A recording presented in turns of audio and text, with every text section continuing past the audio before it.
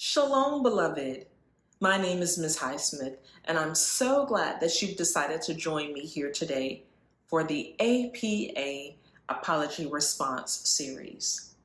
Now, beloved, if you are not aware, back in February of 2021, the American Psychological Association, better known as the APA, distributed a public apology to people and communities of color for the role they played in promoting, perpetuating, and failing to challenge racism, racial discrimination, and human hierarchy in the United States.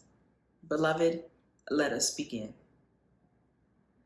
For in this episode, we'll begin at paragraph number 26, where I quote, "Whereas psychology has been complicit in failing to effectively elevate the science behind the disproportionate concentration of adverse social determinants of health in communities of color, as well as the impact of climate change on these same communities. That includes acknowledging that neighborhoods populated primarily by people of color and members of low socioeconomic backgrounds are overburdened with lack of access to healthy food, quality health care, and community safety, as well as disproportionate exposure to environmental hazards, including lead paint in older buildings, toxic waste facilities, and other sources of pollutants.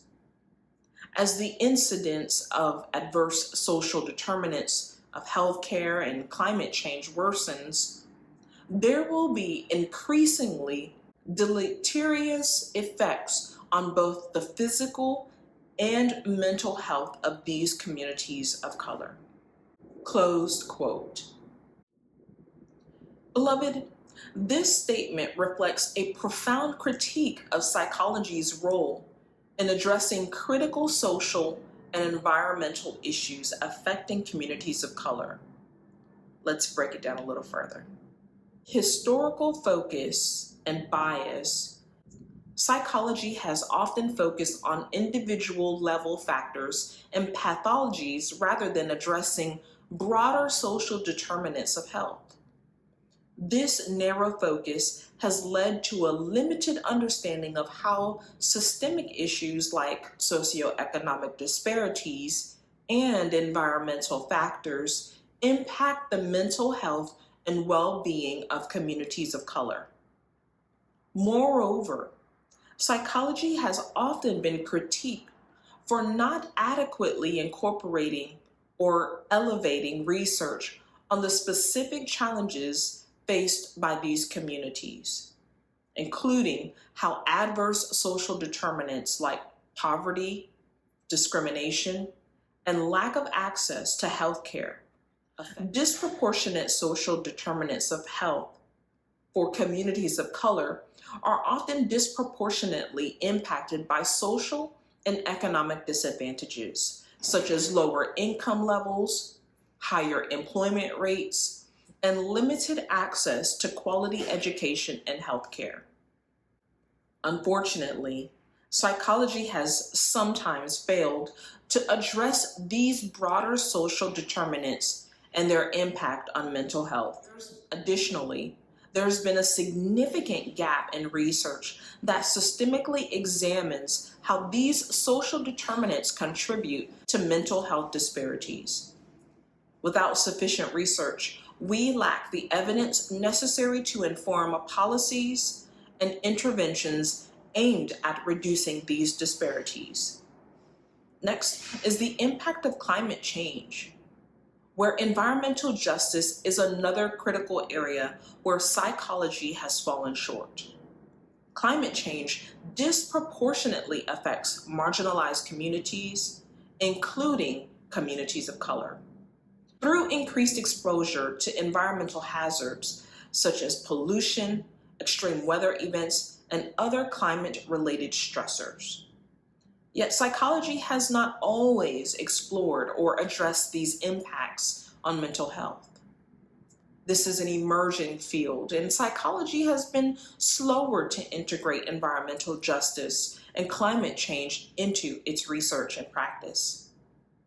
We must understand how climate-related stressors affect mental health, as well as the psychological impacts of displacement or loss due to environmental factors. Next is a need for comprehensive approaches. To effectively elevate the science behind these issues, we need a systemic and structural approach. Social determinants and environmental factors are deeply intertwined with psychological well-being, and psychology must move beyond individual level interventions to consider systemic solutions. This challenge requires collaboration between disciplines like sociology, public health, and environmental science. Psychology must engage with these fields to fully understand and address the complex factors that affect communities of color. Advocacy and policy influence. The field of psychology has the potential to influence public policy and social change. However, the focus has often been on individual treatments rather than advocating for broader systemic changes. We need to address the root causes of health disparities and environmental impacts, advocating for policies that improve both mental and physical health outcomes for marginalized communities.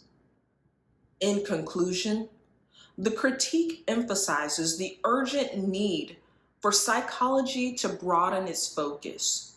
We must effectively engage with the social and environmental factors disproportionately affecting communities of color. This means integrating research on adverse social determinants and climate change into psychological practice, advocating for systemic changes, and addressing both individual and structural factors to improve overall mental health and well-being.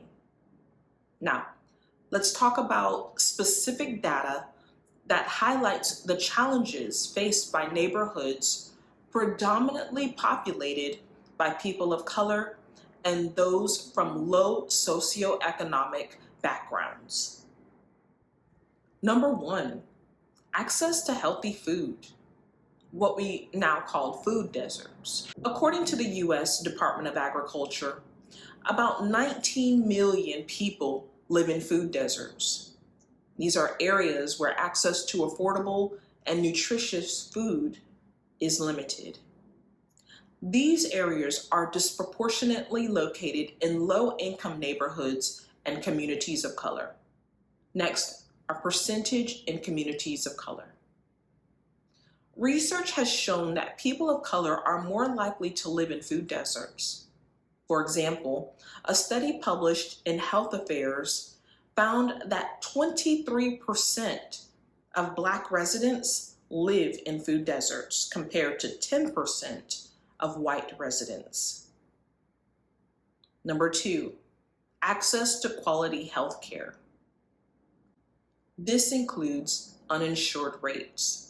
According to the Kaiser Family Foundation, known as the KFF, in 2021, 12.4% of Hispanic and 10.4% of Black adults were uninsured, compared to only 5.3% of white adults.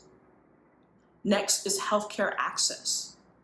A study by the American Journal of Public Health found that 33% of Black Americans reported not having regular access to a primary care provider, compared to 18% of white Americans.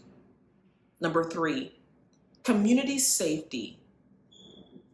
This includes violent crime rates.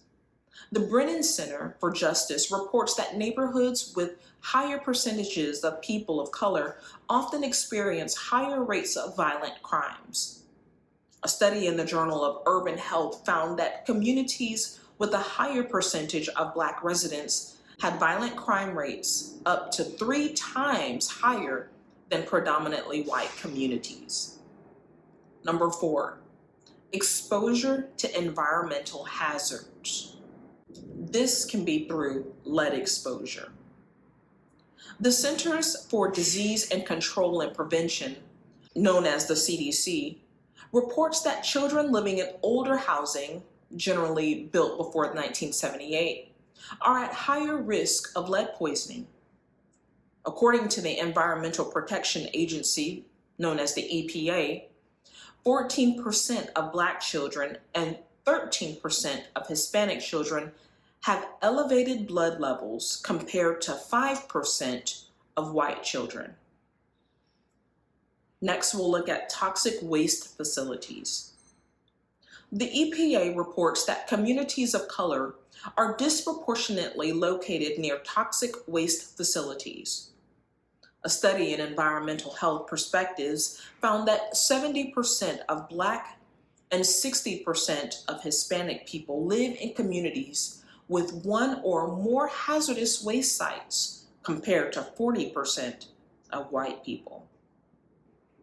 Number 5, pollutants and air quality. We'll look at the air pollution. According to the American Lung Association, people of color are exposed to higher levels of air pollution. A 2019 study found that Black Americans are exposed to 54% more particulate matter pollution than the general population, and Hispanic Americans are exposed to 39% more. Next, the asthma rates.